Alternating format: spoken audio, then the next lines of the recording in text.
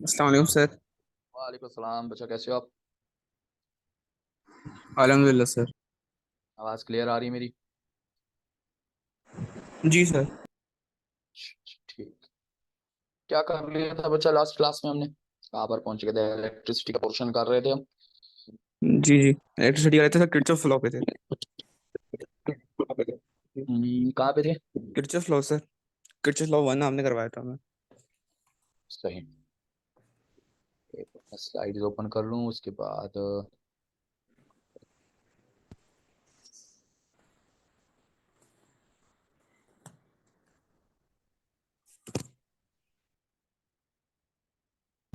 अच्छा, series and parallel हम कर चुके थे। ठीक है। जी मैं सर। शेयर कर रहा हूँ आपके साथ, जरा उसको देखो कहाँ तक हम चले गए थे।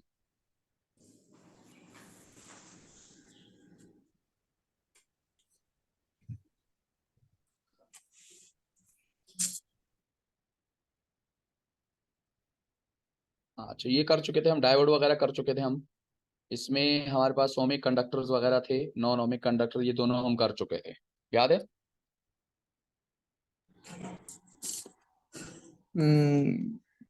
जी सर, जी सर, ये तो याद आ गई।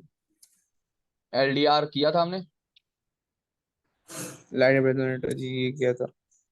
ठीक हो गया। आज हमने करना है थर्मिस्टर। ये थर्मिस्टर जो होता है ये भी एक डिवाइस है। ये भी हमारे पास क्या होता है, ये भी हमारे पास जो है वो ओमिक कंडक्टर्स में आता है। देखो, ओमिक और नॉन ओमिक में बहुत सिंपल सा फर्क है आपके पास। ओमिक कंडक्टर वो होता है जिसमें हमारे पास जो ओम्स प्रिंसिपल है, प्रिंसिपल ओम का प्रिंसिपल क्या है? I V is in directly proportional to the I. ये ओम्स का प्रिंसिपल है। अब इसके अकॉर्डिंग अगर देखा जाए तो इसके अकॉर्डिंग आता है V is equals to I R. मतलब कि आपका V is proportional to R भी होता है। ठीक हो गया? अब यहां पर आपके पास ओम्स लॉ ये कहता है कि voltage is directly proportional to the electric current. अब अगर कोई ऐसा कंडक्टर मौजूद है जो इसको अप्लाई करता है तो गुड एंड वेल। प्रिंसिपल को अगर अप्लाई कर रहा है तो वो ओम कंडक्टर है। अगर प्रिंसिपल को अप्लाई नहीं कर रहा तो वो नॉन ओमिक कंडक्टर कहलाता है। तो अभी जब हमने एलडीआर पढ़ा या हमने इससे पहले डायोड पढ़ा या अभी थर्मिस्टर पढ़ रहे हैं, ये सारे नॉन ओमिक कंडक्टर्स में आते हैं। क्यों? क्योंकि ओम्स ये कहता है if the resistor is increasing, if the resistor is increasing यानी टेम्परेचर बढ़ने से रेजिस्टर को बढ़ना चाहिए।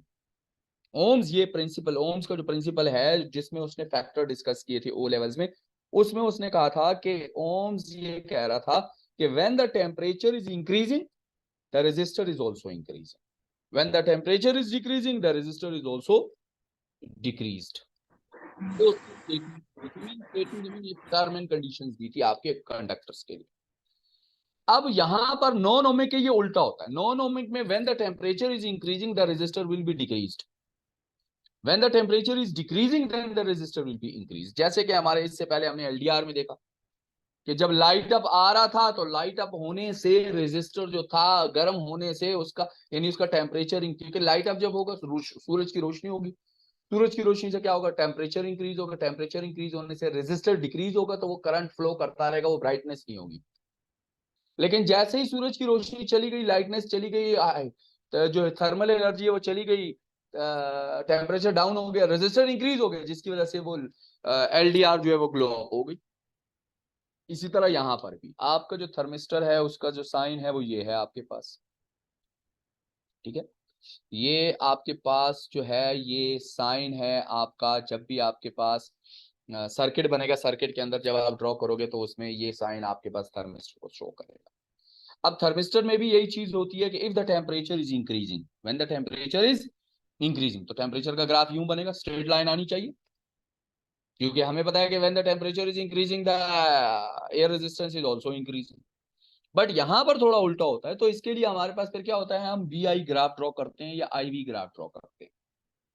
तो जब टेम्परेचर इंक्रीज होगा यानी हीटनेस होगी तो resistor will be decreased, when the temperature is decreased then the resistance will be increased होगा आपके पास, क्योंकि नॉन ओमिक कंडक्टर है। क्लियर हो गया?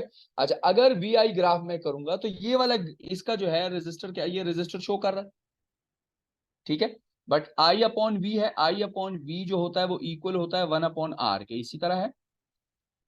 जी सर। अगर मैं लेता हूं तो मेरे पास आता है v is equals to I R, तो r is equals to v upon I, तो ग्रेडियंट बनता है v अपॉन आई। तो अगर इसका ग्रेडियंट बन रहा था v अपॉन आई तो मेरे पास ये r आता, बट क्योंकि ये i अपॉन v बन रहा है तो ये मेरे पास 1/r बनेगा। ठीक हो गया? अब जरा इसको देख लो, तो ये v आई है, तो v अपॉन आई जो है ये रेजिस्टर बन रहा है आपके पास, सिंपल सा। तो अगर ये रेजिस्टर बन रहा है तो ये देखो, ये क्या है, ये डिक्रीजिंग कर्व है, तो रेजिस्टर इज डिक्रीजिंग। तो ये किसका है, जब टेम्परेचर इंक्रीज हो रहा है तो रेजिस्टर इज डिक्रीजिंग। ठीक हो गया? यहां पर भी ये डिक्रीजिंग ही है, लेकिन ये 1/r का इंक्रीजिंग है, mean reciprocal of the resistor is increasing. तो रेजिस्टेंस क्या हो जाएगा, वो डिक्रीजिंग हो जाएगा आपके पास, क्योंकि अगर 1/r इंक्रीज हो रहा है तो उसका रेसिप्रोकल डिक्रीज होना चाहिए। ठीक हो गया? क्लियर है? दोबारा से एक बार क्लियर करूं। सर एक बार ये कोल्ड में जो है रेजिस्टेंस इंक्रीज हो रही है क्यों, अगर इसमें जो वो है एक मिनट बता रहा हूं, एक टेम्परेचर वो डिक्रीज हो रहा है। देखो, मैंने आपसे कहा जो हमारे पास थर्मिस्टर है, थर्मिस्टर के अंदर हमारे पास अगर टेम्परेचर इंक्रीज हो रहा है तो रेजिस्टर जो होगा वो डिक्रीज्ड होगा। ठीक हो गया? एनी जी टेम्परेचर, सर। अगर टेम्परेचर ऊपर जा रहा है रेजिस्टर को नीचे जाना चाहिए। ठीक हो गया? अब फर्ज करो मेरे पास है V I graph, V I graph. अब वी आई ग्राफ में अगर मैं स्ट्रेट लाइन बना देता हूं तो ये तो ओमिक कंडक्टर हो जाता है, क्योंकि रेजिस्टर इज कांस्टेंट। यहाँ तो रेजिस्टर कांस्टेंट आ गया ना, द ग्रेडियंट इज कांस्टेंट, तो ग्रेडियंट कांस्टेंट है तो ग्रेडियंट रेजिस्टेंस है उसका, तो रेजिस्टेंस कांस्टेंट, तो ये तो ओम्स कंडक्टर हो गया, ओमिक कंडक्टर हो गया। बट जो थर्मिस्टर है वो तो नॉन ओमिक कंडक्टर में आता है। तो जब थर्मिस्टर में हमारे पास ग्राफ बनता है तो उसमें हम जब ग्राफ बनाते हैं तो वी आई का ग्राफ जब बनता है तो उसमें जब temperature is increasing, when the temperature is increasing तो रेजिस्टर क्या होगा, डिक्रीज होगा। तो उस टाइम ग्राफ बनेगा वो कुछ यूं बन जाएगा, डिक्रीजिंग ग्राफ बनेगा।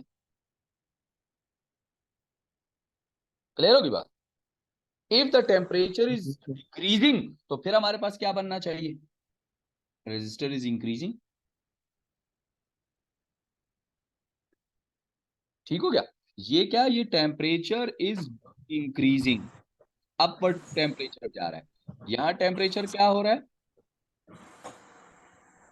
डाउनवर्ड जा रहा है। डाउन बाजार सही सर। ठीक हो गया? अच्छा, अगर इसी को मैं वी आई को आई वी कर देता हूं तो आई वी में ऑपोजिट हो जाता है।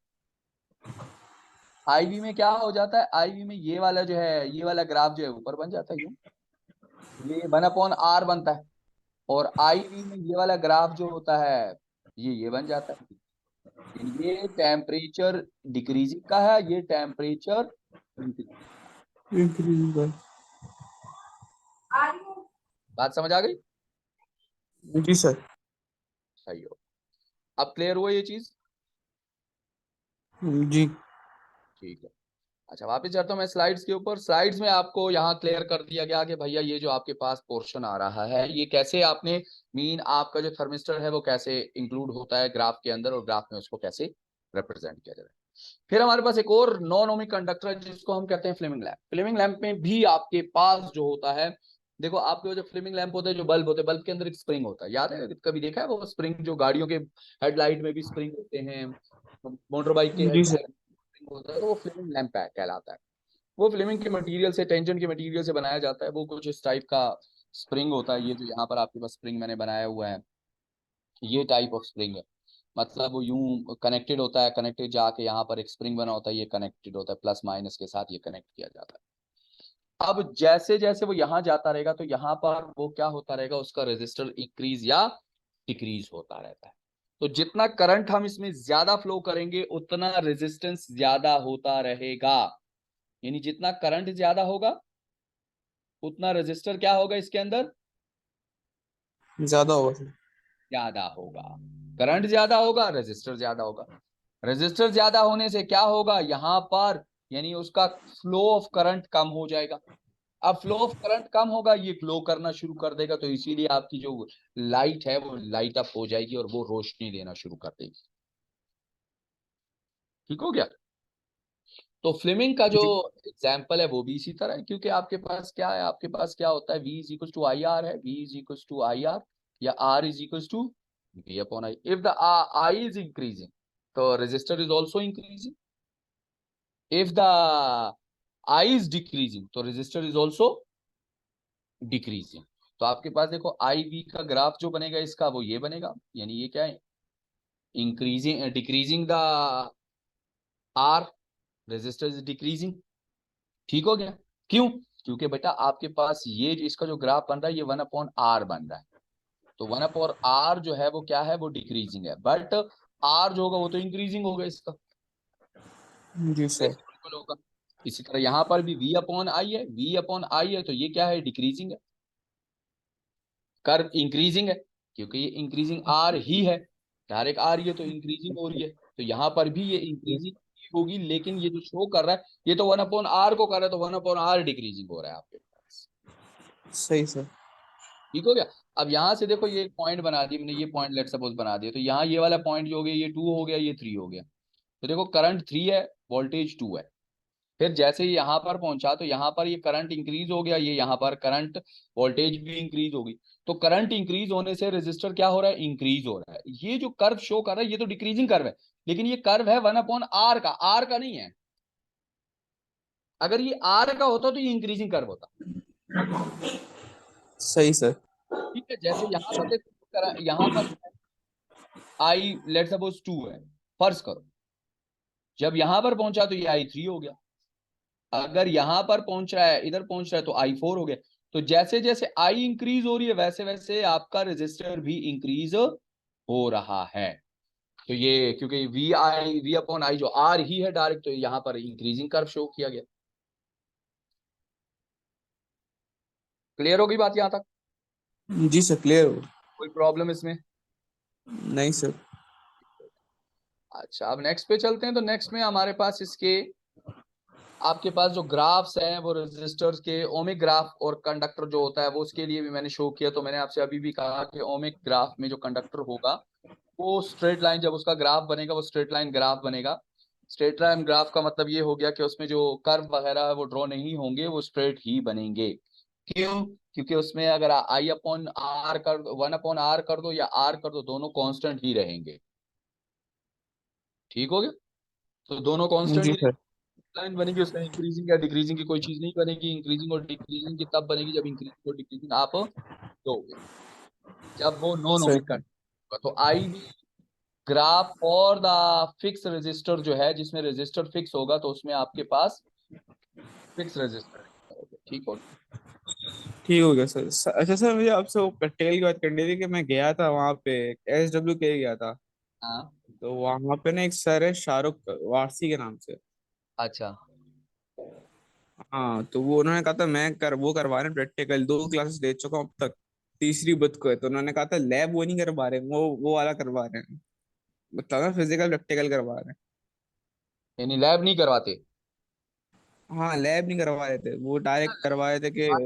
लैब बहुत कॉस्टली है, और लैब जो है ना वो किसी के पास है ही नहीं हमारे यहाँ। अ, लैब बड़ी मुश्किल से करवाते हैं, लैब जो है बहुत मुश्किल से, वो सिर्फ अगर स्कूल कोई है जो जैसे बीकन हाउस हो गया, सिटी स्कूल हो गया, PF चैप्टर वगैरह, तो इनके पास लैब्स अवेलेबल है, तो ये लैब्स करवा लेते हैं थोड़ी बहुत।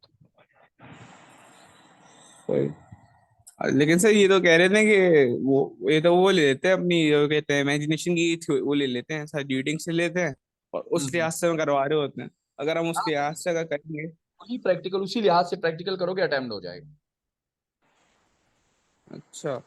अच्छा, ये कह रहे थे 3 दिन पहले उन्होंने कहा कि 3 प्रैक्टिकल में जो वो है, मतलब उन्होंने बताया था कि उससे अगर शक है इन 3 में से कोई 2 प्रैक्टिकल आएंगे।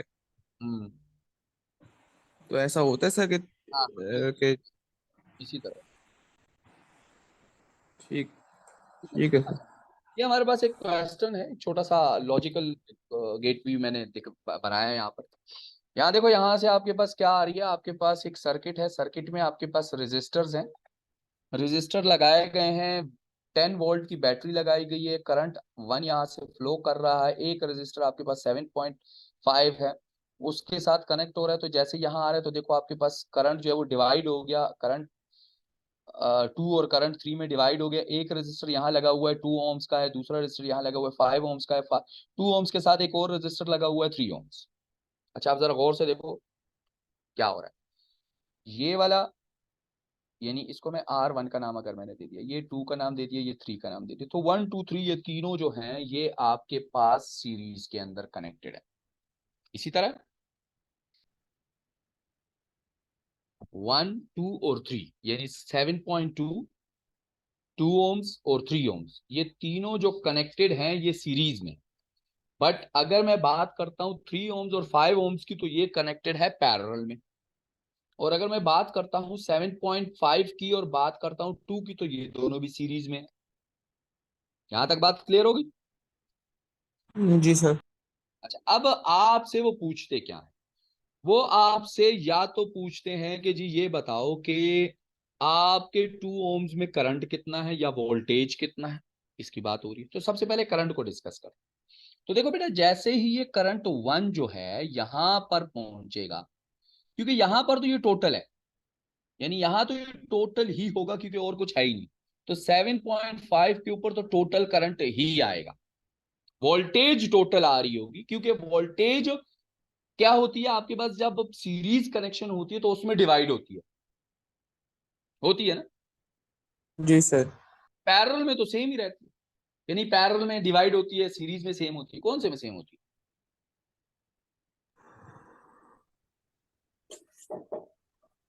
हाँ? सर सीरीज है, सेम होगी ना। बेटा, जब सीरीज सर्किट होता है तो उसमें वोल्टेज प्लस हो जाती है, डिवाइड हो जाती है। और जब पैरेलल होती है तो वहां डिवाइड नहीं होती। तो यहां तक, इस पॉइंट तक आपके पास जो वोल्टेज है वो 10 ही आ रही है। ये 10 जो है ना बेटा, ये यहां तक, इस पॉइंट तक 10 ही आ रही है आपके पास। क्लियर हो गया? यानी जी आपके सर। पास ये जो पॉइंट बन रहा है यहां तक 10 आ गई है, देखो 10 लिखी हुई है, 10 वोल्टेज आ गई आपके पास। डन है? अब जब यहां तक ये 10 आ गई, तो इसके बाद इसके जब यहां से हुआ तो ये I2 हो गया और ये I2 आ गया आपके पास, यहाँ I3 आ गया, यानी ये डिवाइड हो गया करंट यहाँ पे। क्योंकि सीरीज में करंट जो है वो सेम है, तो ये दोनों सीरीज में है ना, ये दोनों किसमें है? सीरीज। सीरीज में। करंट तो सेम ही नहीं, लेकिन जैसे ही इस पॉइंट पे पहुंचा ये, जहां पर ये डिवाइड हो रहा है, मीन यहां से यूं यूं डिवाइड हो रहा है, यहाँ 2 पे जा रहा है, यहाँ 5 पे जा रहा है, तो जैसे ही इस पॉइंट पे पहुंचा तो करंट डिवाइड हो गया, कुछ यहाँ चला गया करंट, इसको I3 का नाम दे दिया, इसको I2 का नाम दे दिया। क्लियर होगी बात? जी सर। अच्छा, अब हम डिवाइड करेंगे कि भाई इसमें करंट कितना आ रहा है। तो हमें पता है कि V is equals to, sorry, V is equals to होता है IR, यही होता है। तो I इज इक्वल्स टू होता है V upon R, V upon R। अब जब V अपॉन R होता है तो मुझे I2 कैलकुलेट करना, ये वाला रेजिस्टर कितना है 5, तो यहां तो पुट कर देंगे 5, तो ये आ गया 5। क्लियर होगी बात? सही। जी सर। टोटल वोल्टेज मेरे पास है 10, टोटल वोल्टेज कितनी है मेरे पास? 10। अब जब टोटल वोल्टेज 10 है,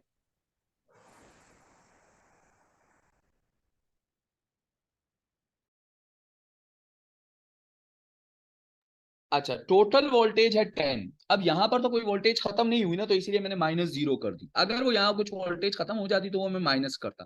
तो 10 -0, तो टोटल वोल्टेज आ गई 10/5, तो इक्वल्स टू 2 एम्पेयर का मेरा करंट आ गया। I2 जो है वो 2 एम्पेयर है। क्लियर जी होगा? सर।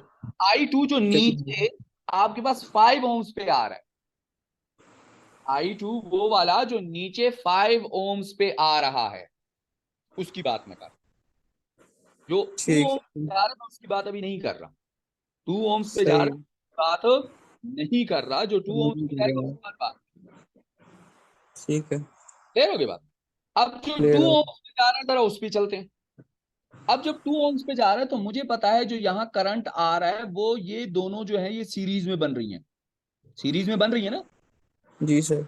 यहाँ से ये यूं कनेक्ट है, इस जगह से देखो यूं कनेक्ट होके जा रहा है, यहाँ से यूं कनेक्ट हुआ, यहाँ से यूं चला गया, यहाँ पर 3 ohms आ गया, तो ये वाला 2 ohms और ये वाला 3 ohms ये तो सीरीज में बन गए। तो ये जो ठीक आई सर। है ये दोनों के लिए सेम है। तो यहाँ पर सबसे पहले मुझे टोटल रेजिस्टर निकालना होगा, तो टोटल रेजिस्टर जो आएगा वो सीरीज में आता है R is equal to R1 plus R2, तो आ जाएगा 2 + 3 = 5, टोटल फाइव। रेजिस्टर हो गया 5। तो अब I3 के लिए आर हो जाएगा 5, वोल्टेज तो उतनी है क्योंकि सीरीज में है। तो सीरीज में आगे जाते हुए वोल्टेज को फिर बाद में बात, हम तो इस पॉइंट पे बात कर रहे हैं कि I3 कितना है। तो आपके पास सही आ था। गया -0, तो 10 - 0 तो इसके ऊपर भी 2 ohms आ गया, 2 एम्पेयर आ गया। अब मुझे कहा जाए यहाँ ये बताओ कि I1 जो था ये कितना था, टोटल I1 कितना था। तो I2 और I3 जो है क्या ये डिविजन ऑफ द I1 है ना, क्योंकि यहां से तो I1 आ, यहाँ से I1 ठीक है। आता था, यहाँ जब पहुंचा तो यहाँ से I2 हो गया और ये I3 हो गया, यानी ये I1 ठीक जो ये है। डिवाइड हो गया। अब पूछा गया I1 कितना है, इन दोनों को एड अप कर लो, तो ये आपके ठीक पास सर। आ गया ये 2 + 2 = 4, तो I1 हो गया 4। ठीक हो गया, यानी वोल्टेज आपकी होगी 10 वोल्ट, करंट जो पास आउट हो रहा है वो हो रहा है 4 एम्पियर, रेजिस्टर ऑलरेडी गिवन। अच्छा इसमें सम टाइम ये होता है कोई रेजिस्टर नहीं दिया जाता, एक रेजिस्टर छुपा दिया जाता है, एक रेजिस्टर अननोन दे दिया जाता है। अब जब एक ठीक अननोन सर। रेजिस्टर दे दिया जाता है तो फिर ऑलरेडी टोटल करंट मेरे पास मौजूद होता है, तो टोटल करंट से मैं उस रेजिस्टर का करंट निकालता हूं कि भाई उस रेजिस्टर में करंट कितना था।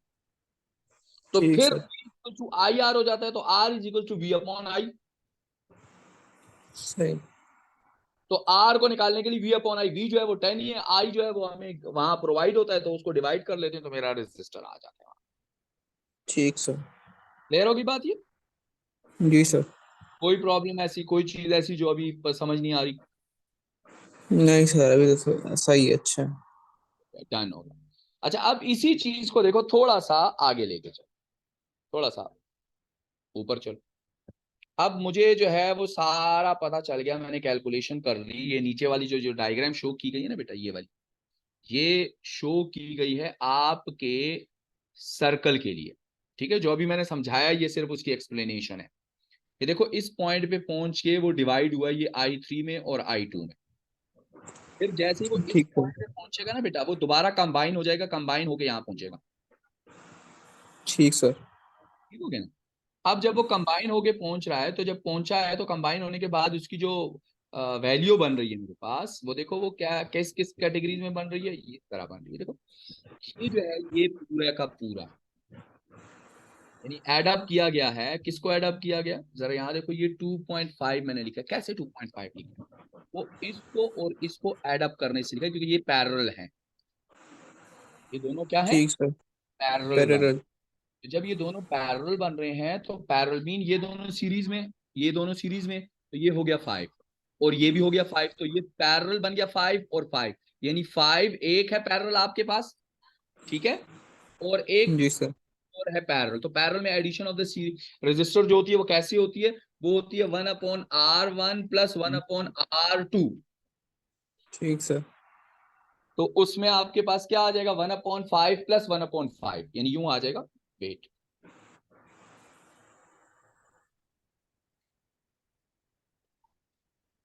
यानी 1/5 + 1/5। तो जब 1/5 + 1/5 होगी तो मेरे पास क्या आ जाएगा, एलसीएम आ गया 5, ऊपर आ गया 1 + 1 = 2/5 हो गया, तो ये बन गया मेरे पास, ये क्या बन गया मेरे पास, 1/5। 2.5 सर। तो ये हो 1 1 2। R will be equals to 1/2.5, तो रेसिप्रोकल करो तो R = हो गया 2.5। 5। क्लियर होगी बात। जी सर। तो ये हो गया टोटल रेजिस्टर, टोटल रेजिस्टर कौन सा वाला, यहां जो टोटल रेजिस्टर मुझे शो किया जा रहा है, मीन ये पूरे का पूरा, ये जो सॉरी बेटा भाई, ये यहां से इस टोटल ये जो रेड सर्कल में 3 आपके पास क्या बन रहे हैं, रेजिस्टर्स बन रहे हैं, इन तीनों रजिस्टर्स। रेजिस्टर का टोटल रेजिस्टर बन गया आपके पास 2.5।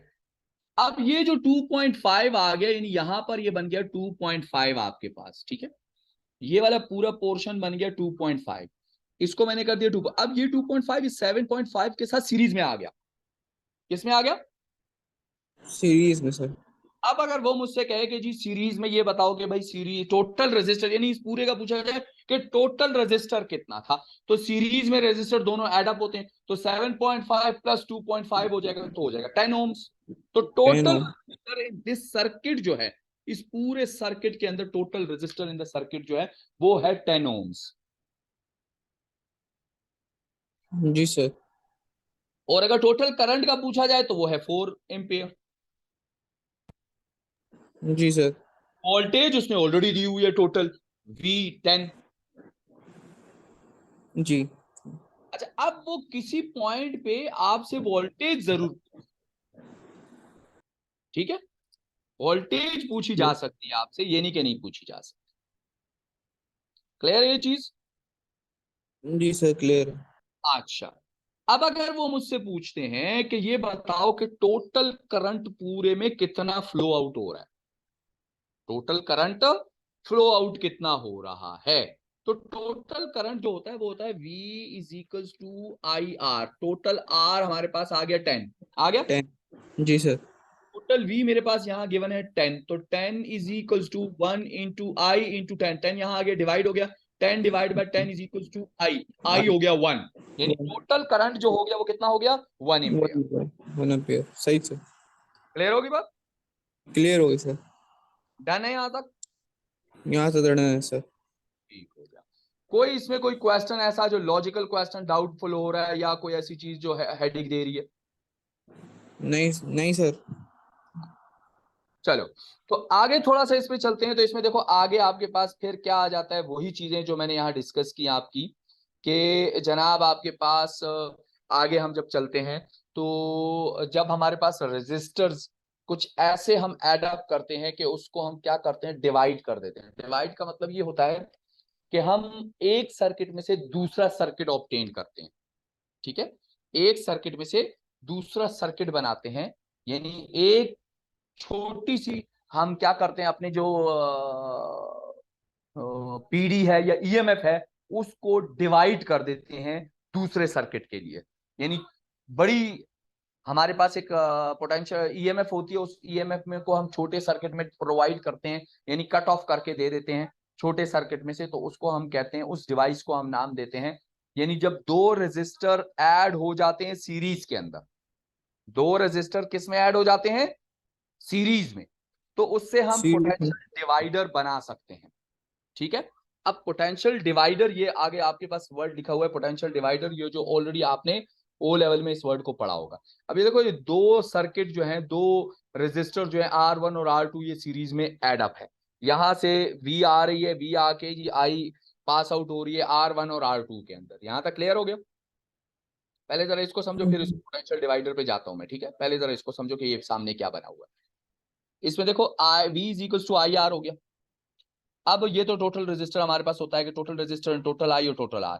अब अगर ये आई जो आपके पास वोल्टेज है, इसको आप ईएमएफ लिखो या वोल्टेज इन लिखो, कोई प्रॉब्लम नहीं है। यानी वी इन का मतलब वोल्टेज इन या ईएमएफ, दोनों लिखी जा सकते हैं।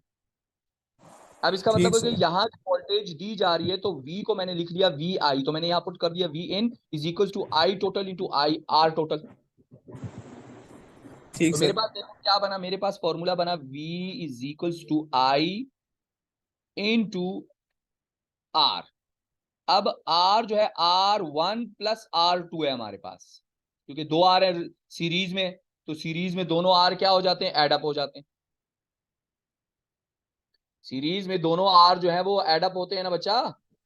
जी सर। जी सर ये एड्रप होते हैं। जब दोनों एडअप होंगे तो एडअप होने के लिए मेरे पास टोटल R जो है वो तो ये हो गया, तो ये हो गया आपके पास R1 plus R2 into I equals to सही वी इन। तो सर। ये वाला जो फॉर्मूला है वो इस बेस पे लिखा है कि R की वैल्यू मैंने पुट की है। ठीक सर। फिर अगर मुझे टोटल करंट निकालना है इसके अंदर, फिर टोटल करंट कितना है, तो मैं इस R1 प्लस R2 को इस साइड पे ले आऊंगा, तो ये हो जाएगा V upon R1 plus R2 mean I is equals to, अगर मैं लिखता हूं V अपॉन R, तो V की वैल्यू जो है वो है V इन, और R की वैल्यू जो है वो ये ऊपर आपने अभी निकाली है। तो आप उसको पुट जी करोगे तो sir. I is equal to हो जाएगा V in upon R1 plus R2। To. तो ये हो जाएगा सीरीज के अंदर। अगर आपका पोटेंशियल डिवाइडर सीरीज में है तो उसके लिए तो ये फॉर्मूला आपके पास आ गया। ठीक हो गया। सही सर। अच्छा, ठीक सर। अब अगर मेरे पास पोटेंशियल डिवाइडर सीरीज में आ गया तो ये सारा कुछ, तो देखो ये कैलकुलेशन यहां तक मैंने आपको करा दी कि भाई ये आई टोटल जो है वो कितना हो गया आपके पास। आई टोटल जो है वो हो गया V in upon R1 plus R2। अब अगर लॉ ऑफ जी सर। कंजर्वेशन ऑफ एनर्जी पे जाएंगे तो इसमें क्योंकि सीरीज में है तो सीरीज में दोनों क्या हो जाती हैं, डिवाइड हो जाती है। डिवाइड हो जाएंगे। क्या हो जाती है, डिवाइड हो जाती है। अब मैंने क्या कर दिया, अब अगर मैं यहां से इसको साथ किसी और सर्किट को अटैच कर दूं इस जगह से, तो ये बन जाएगा पोटेंशियल डिवाइडर। क्या बन जाएगा? पोटेंशियल डिवाइड बन जाएगा। हाँ, क्यों? क्योंकि जो यहां से V आ रही है तो यहां पर जो आएगी वो V1 होगी, यहां पर जो आएगी वो V2 होगी। तो टू V1 होगी। तो वही रहेगी, जो होगी वो क्या हो जाएगी, वो स्प्लिट होकर दूसरे सर्किट में चली जाएगी। यानी इधर सही जो V2 आ रही है ना वो तो बस यही आ जाएगी, यहां से जो V आ रही है, V1 आ रही है, वो जाके यहाँ पर दूसरे सर्किट के अंदर मीन, इसी को हम कहते हैं पोटेंशियल डिवाइडर। वो क्या करता है, उसका काम ये होता है कि पोटेंशियल डिफरेंस को, पीडी को या ईएमएफ को डिवाइड करता है, टोटल नहीं देता, उसको डिवाइड करके देता है। सही सर। ठीक है। तो अगर V इज इक्वल टू मेरे पास होता है आई आर, तो V2 जो हो जाएगा वो हो जाएगा IR2। और अगर IR2 है तो IR2 में मेरे पास अगर मैं I की जगह उसकी वैल्यू पुट करूं ये वाली टोटल I, तो ये मैंने पुट कर दी। तो V2 is equal to V in upon R1 plus R2 into R2। ये R2 एज इट इज आ गया, मैंने सिर्फ I की जगह I की वैल्यू। ठीक सर। ठीक हो गया। उसके बाद मैंने जी क्या जी। कर, यहाँ पर आपकी जो आपके पास टोटल वैल्यू थी, यानी उसको सिर्फ रीअरेंज कर दिया। R2 को यहाँ ले आया तो R2 upon R1 plus R2 हो गया, और V इनको यहाँ ले गया, और कोई चेंज नहीं किया, सिर्फ मैंने फॉर्मूला बना दिया V2 के लिए कि V2 के लिए फॉर्मूला क्या है। ठीक सर। इसी तरह V1 के लिए भी फॉर्मूला यही आएगा, V1 is equals to R1। तो R1 यहाँ, यानी ये जो R2 मैंने लिखा हुआ है, यहाँ पर हो जाएगा R1 और यहाँ पर हो जाएगा V1, बस फर्क तो यही ठीक है। रहेगा, और तो कोई चीज। ठीक सर। ठीक हो गई बात। जी सर, समझ में आ कोई गया। ऐसी चीज जो हेडिक दे रही है, कोई ऐसी चीज जो प्रॉब्लम क्रिएट कर रही है? नहीं सर, अभी तो कोई नहीं कर रही। ठीक हो गया। क्योंकि ये पूरा आपका इलेक्ट्रिसिटी है, जितना भी इन्वॉल्व है ना इलेक्ट्रिसिटी में, वो पूरा मैं इसी में कर रहा हूँ। वो डीसी सर्किट हो, वो करंट इलेक्ट्रिसिटी हो, वो अल्टरनेटिंग करंट हो, वो सारा कुछ मैं इसी एक चीज में इन्वॉल्व करके दे रहा हूँ। सही सर। तो अरे सर, इसके अंदर इलेक्ट्रिक फील्ड भी है क्या? हाँ, एएस के अंदर इलेक्ट्रिक फील्ड भी है क्या? एएस में इलेक्ट्रिक, फील्ड, इलेक्ट्रिक फील्ड। हाँ हाँ इलेक्ट्रिक फील्ड है। नहीं, वो एएस में है ना आपके पास, तो वो फील्ड इसमें कर दिए ना हमने। आगे भी आगे क्वेश्चन आएंगे वो करेंगे। Okay sir. अच्छा, अब ये देखो सेम वही सर्किट है, वी इन यहां से आ रहा है, सॉरी, वी इन आ रहा है यहां से पोर्शन आ गया, यहाँ पर वी आई R1 हो गया, ये R2 हो गया। ये क्या है, ये आपके पास जो सर्किट वो बना हुआ है, रेजिस्टर जो है, ये वेरिएबल रेजिस्टर, ये जो एरो मार्क होता है ना, ये वेरिएबल रेजिस्टर होता है। ये वेरिएबल रेजिस्टर आ गया, ठीक है। तो जब वेरिएबल रेजिस्टर आ गया, वीजी, वीजी का क्या मतलब है, वीजी मैंने यहाँ क्यों लिखा है, जी क्या है?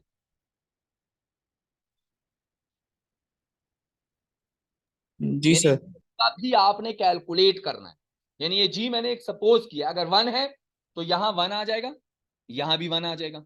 अगर ये 2 है तो यहाँ 2 आ जाएगा, यहाँ भी 2 आ जाएगा। ये 3 है तो यहाँ 3 और यहाँ 3 है। ये 4 है तो यहाँ भी 4, यहाँ भी 4। समझ आ गई? यानी ये फॉर्मूला जो है ये है V is equals to R upon R total into V in. ये फॉर्मूला ये है। तो यहां अगर V के साथ मैं 1 लिखता हूं तो यहाँ R के साथ 1 लिखूंगा। अगर यहाँ मैं V के साथ 2 लिखता हूं तो यहाँ मैं R के साथ 2 लिखूंगा। अगर 3 लिखता हूं तो यहाँ मैं R सही। के साथ 3। बस सिर्फ इतना फर्क। तो ठीक इसका सर। मतलब क्या हो गया, अगर मुझे यहाँ पर V टोटल लिखना है तो मैं यहाँ R भी टोटल ही लिखूंगा, R T, यानी ये वाले T लिखूंगा, ये वाले R लिखूंगा, इसी का V T लिखूंगा। नीचे मैं क्या लिखूंगा, टोटल R, टोटल R जो होगा वो R1 प्लस RT, यानी ये दोनों T दोनों एडअप होंगे, ये वाला R और ये वाला R एडअप होगा। सही सर। तो देखो हमें पता है कि ये क्या है, ये आपके पास नॉन ओमिक कंडक्टर है। तो जितना जितना ये वार्म होगा उतना उतना इसका टी, जो आर टी है, ये क्या होगा, डिक्रीज होता रहेगा, और वोल्टेज भी डिक्रीज। जितना जितना ये कूल होता रहेगा उतना उतना ये क्या होता रहेगा, इसका आर भी इंक्रीज होता रहेगा और बी भी। ठीक सर। कोई प्रॉब्लम इसमें? नहीं सर, अभी तो कोई प्रॉब्लम नहीं है। कोई ऐसी चीज जो हेडिक दे रही है? नहीं सर। अच्छा चलो, मेरे ख्याल से आज के लिए इतने फॉर्मूले काफी हैं आपके। अगर इसमें आगे आप चलोगे तो इसमें थोड़ी सी प्रॉब्लम्स आपको आएंगी। ये आगे वाला, ये जो इसकी जरा पिक्चर आप ले लो, इसको आपने फिर आगे से अटेम्प्ट करना है कि इसको मैंने कैसे, बल्कि चलो इसको करते हैं, छोड़ो।